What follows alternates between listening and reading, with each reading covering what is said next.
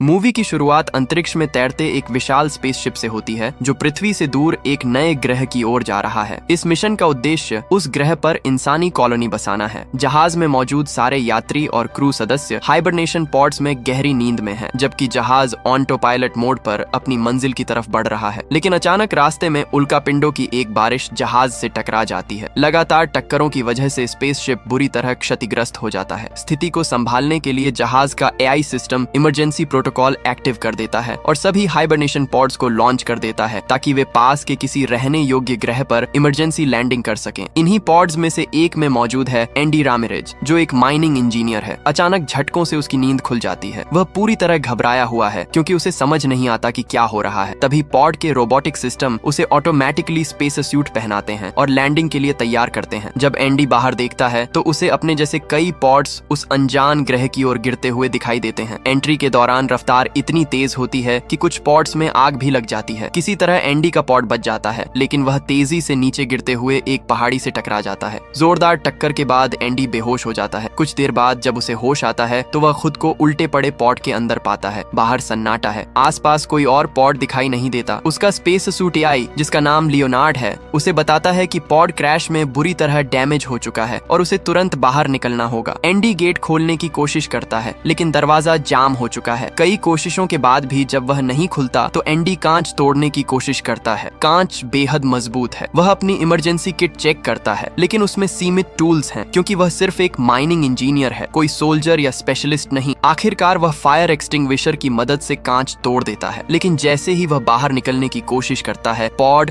और खिसक कर पलट जाता है। इस दौरान उसका सूट फट जाता है और ऑक्सीजन तेजी से लीक होने लगती है। लियोनार्ड तुरंत चेतावनी देता है कि उसकी ऑक्सीजन तेजी से खत्म हो रही है। घबराहट में एंडी सूट पर रिपेयरिंग स्प्रे लगाता है, जिससे अस्थायी रूप से लीक बंद हो जाता है। बड़ी मुश्किल से वह पॉड से बाहर निकल आता है। बाहर का नजारा बेहद अजीब और डरावना है। वातावरण सांस लेने लायक नहीं है। दूर दूर तक बंजर और चट्टानी जमीन फैली हुई है। तभी आसमान में उनका मुख्य स्पेसशिप दिखाई देता है, जो कुछ ही देर में इस ग्रह पर आकर क्रैश हो जाता है। एंडी लियोनार्ड से पूछता है कि वे कहाँ हैं। लियोनार्ड बताता है कि यह एक अनजान ग्रह है जिसके बारे में इंसानों के पास कोई पुख्ता जानकारी नहीं है। ये सुनकर एंडी की चिंता और बढ़ जाती है। तभी उसे दूर कहीं रोशनी जैसी कुछ चमकती दिखाई देती है। उम्मीद की एक किरण के साथ वह उस दिशा में बढ़ने का फैसला करता है। रास्ते में उसे जहाज का जला हुआ मलबा और एक और क्रैश हुआ पॉड मिलता है। वह अंदर झांकता है। एक मृत यात्री दिखाई देता है। यह देखकर एंडी बुरी तरह घबरा जाता है। वह उस पॉड से ऑक्सीजन टैंक निकालने की कोशिश करता है, लेकिन टैंक फटा हुआ है और पूरी ऑक्सीजन निकल चुकी है। निराश होकर वह फिर उसी चमकती रोशनी की ओर बढ़ता है। इस बीच तेज तूफान जैसी परिस्थितियां भी सामने आती हैं, जिससे चलना और मुश्किल हो जाता है। आखिरकार वह उस रोशनी तक पहुंचता है। पास जाकर उसे पता चलता है कि वे लाइट्स किसी और सर्वाइवर ने लगाई हैं। एंडी किसी इंसान को जिंदा देखकर राहत की सांस लेता है। उसने एक अस्थायी कम्युनिकेशन सेटअप तैयार किया था, जिसकी मदद से वह पृथ्वी पर एसओएस सिग्नल भेजने की कोशिश कर रही थी। फिलहाल इंतजार, हम पृथ्वी से बहुत दूर हैं। हमारा मैसेज वहां तक पहुंचने में लगभग 8 महीने लेगा, और अगर उन्होंने तुरंत रेस्क्यू मिशन भेज भी दिया तो यहाँ तक आने में 1.5 से 2 साल लग सकते हैं। एंडी हैरान रह जाता है। हम इतने साल यहाँ जिंदा कैसे रहेंगे, बिना खाने बिना पानी? अगर हमें जिंदा रहना है तो हमें सरवाइव करना होगा। जो भी करना पड़े हम करेंगे। क्रैश हुए जहाज में सप्लाई, ऑक्सीजन और सर्वाइवल गियर मिल सकता है। हमें हार नहीं माननी है। एंडी इस सच्चाई से अंदर तक हिल जाता है। इसी बीच एंडी अपने सूट की लाइट्स का कनेक्शन ठीक कर रहा होता है। तभी अचानक उसके पीछे से तेज हलचल होती है। वह कुछ समझ पाता उससे पहले ही कोई अनदेखी ताकत पॉड को जोर से झटका देती है। लाइट्स टिमटिमाने लगती हैं। एंडी मुड़कर देखता है, लेकिन अंधेरे और धूल के बीच उसे कुछ साफ दिखाई नहीं देता। कुछ सेकंड पहले तक जो कनेक्शन साफ था, अब सन्नाटा छा जाता है। घबराकर एंडी इधर उधर देखता है। उसे लगता है शायद सिग्नल में दिक्कत आई है। वह फिर से कनेक्शन चेक करता है। उसी दौरान उसे पता चलता है कि पृथ्वी के लिए भेजा गया मैसेज पूरी तरह तैयार है। समय बर्बाद किए बिना वह ट्रांसमिशन शुरू कर देता है। मैसेज अंतरिक्ष की गहराइयों में भेज दिया जाता है, एक उम्मीद के सहारे। तभी लियोनार्ड चेतावनी देता है, ऑक्सीजन स्तर कम हो रहा है, आपको जल्द ही सप्लाई की जरूरत पड़ेगी। अब एंडी के पास समय बहुत कम है। उसे याद आता है मुख्य स्पेसशिप के मलबे में सर्वाइवल सप्लाई हो सकती है।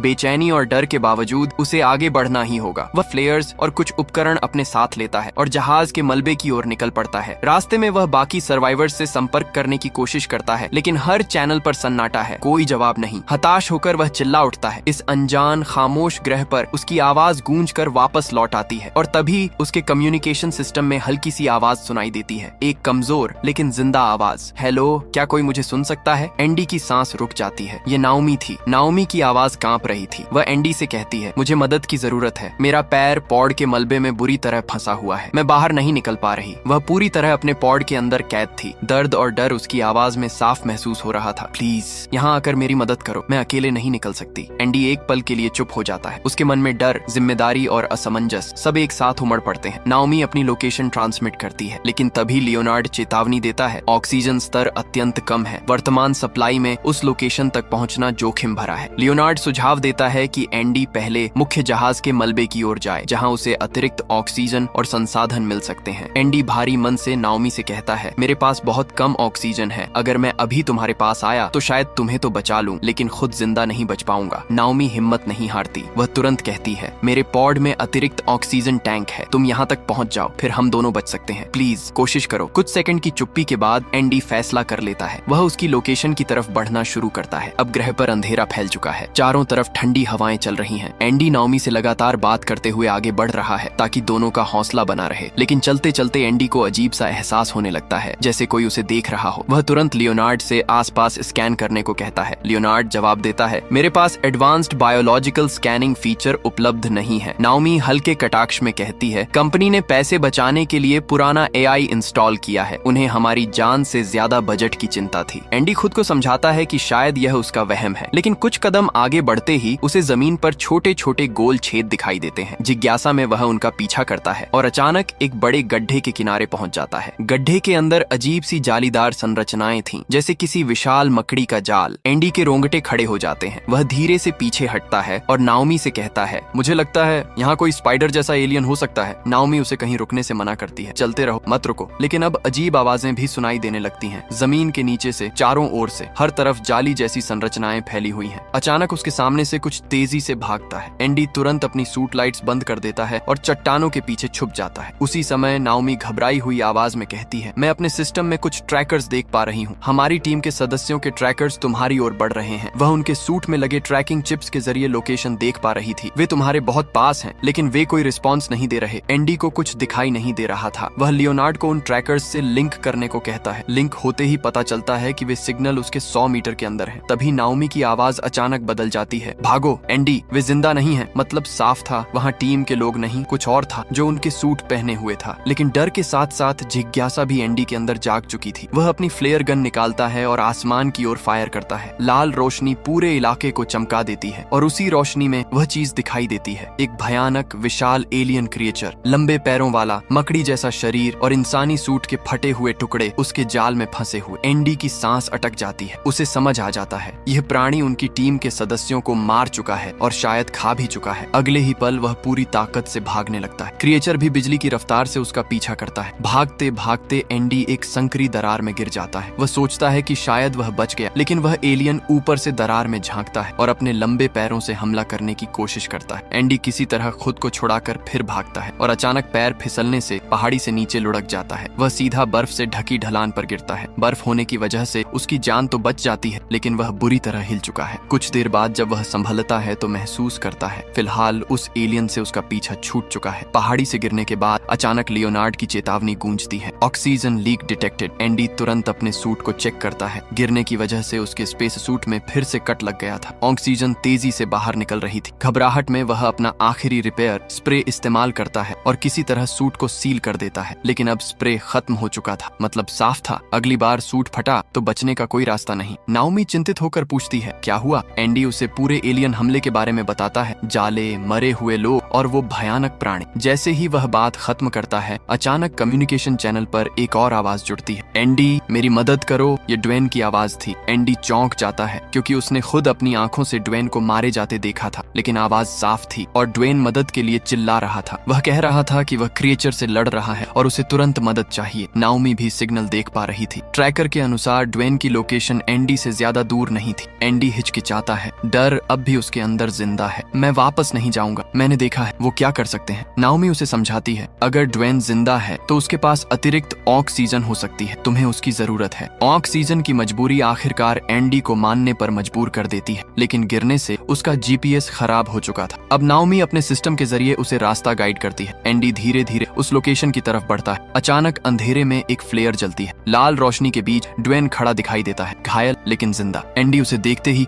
उसकी तरफ भागता है और तभी अचानक पीछे से वही विशाल एलियन क्रिएचर ड्वेन पर झपट पड़ता है। एक ही पल में वह उसे जमीन पर गिराकर चीर फाड़ देता है। एंडी डर के मारे एक क्रैश हुए पॉड के पीछे छिप जाता है। उसके सामने ड्वेन का भयानक अंत हो जाता है, लेकिन खतरा अभी टला नहीं था। एक दूसरा क्रिएचर उसकी मौजूदगी भांप लेता है और उसकी तरफ बढ़ने लगता है। एंडी की सांसें तेज हो जाती हैं। तभी पास में पड़ा एक पॉड अचानक एक्टिव हो जाता है। उसकी लाइट्स ब्लिंक करने लगती हैं। क्रिएचर का ध्यान भटक जाता है और वह उस पॉड पर हमला कर देता है। असल में नाओमी ने रिमोटली उस पॉड को एक्टिव किया था ताकि एंडी को भागने का मौका मिल सके। वह टीम की सुपरवाइजर थी, इसलिए उसके पास सिस्टम एक्सेस था। एंडी तुरंत दूसरे पॉड के अंदर घुसकर छिप जाता है, लेकिन तभी गलती हो जाती है। नाओमी दूसरा पॉड एक्टिव करने की कोशिश में उसी पॉड को ऑन कर देती है जिसमें एंडी छिपा हुआ था। अंदर लाइट्स ब्लिंक करने लगती हैं। क्रिएचर अब सीधे उसी पॉड की तरफ बढ़ रहे थे। अंदर एक मृत शरीर भी पड़ा था और उस अंधेरे बंद जगह में एंडी का डर कई गुना बढ़ जाता है। वह नाओमी से कहता है, इसे बंद करो जल्दी, लेकिन सिस्टम रिस्पॉन्ड नहीं करता। अब एंडी को लगता है यही उसका अंत है। आखिरी कोशिश में नाओमी सारे पॉड्स एक साथ एक्टिव कर देती है। चारों तरफ लाइट्स ब्लिंक करने लगती हैं। क्रिएचर कंफ्यूज हो जाते हैं और अलग अलग दिशाओं में बंट जाते हैं। यही मौका देखकर एंडी पूरी ताकत से भागता है, लेकिन कुछ क्रिएचर उसे देख लेते हैं और फिर से पीछा शुरू कर देते हैं। भागते भागते एंडी अचानक एक धुंधले इलाके में पहुंच जाता है। चारों तरफ घना फॉग। क्रिएचर उस सीमा तक आते हैं, लेकिन एक कदम भी अंदर नहीं रखते। वे वहीं से वापस मुड़ जाते हैं। एंडी हैरान है। तभी उसे आसपास चमकते हुए जुगनू दिखाई देते हैं, बेहद खूबसूरत नीली हरी रोशनी बिखेरते हुए। कुछ पल के लिए वह इस सुंदर दृश्य में खो जाता है, लेकिन अचानक उन जुगनुओं का रंग लाल हो जाता है और अगले ही सेकंड वे झुंड बनाकर एंडी पर हमला कर देते हैं। वे साधारण जुगनू नहीं थे, वे आक्रामक जीव थे। एंडी किसी तरह खुद को बचाते हुए आगे बढ़ता है। नाओमी अनुमान लगाती है शायद क्रिएचर इनसे डरते होंगे, इसलिए वे फॉग एरिया में नहीं आए। लेकिन तभी एंडी को जमीन के अंदर से गहरी घरघराहट सुनाई देती है। वह कहता है, नहीं, वे जुगनुओं से नहीं डर रहे थे, वे किसी और चीज से डर रहे थे। और अगले ही पल जमीन उसके नीचे हिलती है। अचानक मिट्टी फटती है और एक विशाल कीड़े जैसा प्राणी नीचे से निकलकर अपना जबड़ा खोल देता है। वह एंडी को कमर से जकड़ लेता है। एंडी हिल भी नहीं पा रहा। उसका शरीर आधा उस प्राणी के जबड़े में फंस चुका है। नाओमी की सांसें तेज हो जाती हैं। वह दूर बैठी कुछ भी नहीं कर पा रही। एंडी समझ ही नहीं पाता कि उसके साथ हो क्या रहा है। पलक झपकते ही वह विशाल भूमिगत प्राणी उसे पूरी तरह अपने जबड़े में खींच लेता है। अब एंडी आधा नहीं, पूरा उसके मुंह के अंदर था। अंधेरा, बदबू और दम घुटने वाली जगह। घबराहट इतनी बढ़ जाती है कि उसका दिल बेकाबू हो जाता है। लियोनार्ड तुरंत चेतावनी देता है। हार्ट रेट क्रिटिकल स्तर पर है। एंडी को पैनिक अटैक आने लगता है। उसे संभालने के लिए लियोनार्ड उसके सूट के जरिए एक जोरदार इलेक्ट्रिक शॉक देता है, लेकिन वो झटका सिर्फ एंडी तक सीमित नहीं रहता। करंट उस प्राणी के जबड़ों तक भी पहुंच जाता है। शॉक इतना तेज होता है कि वह विशाल जीव तड़प उठता है और अगले ही पल एंडी को जोर से बाहर उगल देता है। एंडी जमीन पर गिरता है, हांफता हुआ। उसे यकीन ही नहीं होता कि वह मौत के मुंह से वापस आया है, लेकिन खतरा अभी खत्म नहीं हुआ था। वह तुरंत भागकर पास की एक गुफा में घुस जाता है। अंदर वही चमकते जुगनू थे जो पहले नीली रोशनी बिखेर रहे थे। जैसे ही वे एंडी को देखते हैं, उनका रंग लाल हो जाता है और फिर झुंड बनाकर उस पर हमला कर देते हैं। एंडी जमीन पर रेंगते हुए, हाथों से उन्हें हटाते हुए किसी तरह गुफा की दूसरी तरफ निकल जाता है। आखिरकार वह उस फॉग वाले इलाके से बाहर आ जाता है। तभी लियोनार्ड की आवाज फिर गूंजती है, ऑक्सीजन स्तर 3%।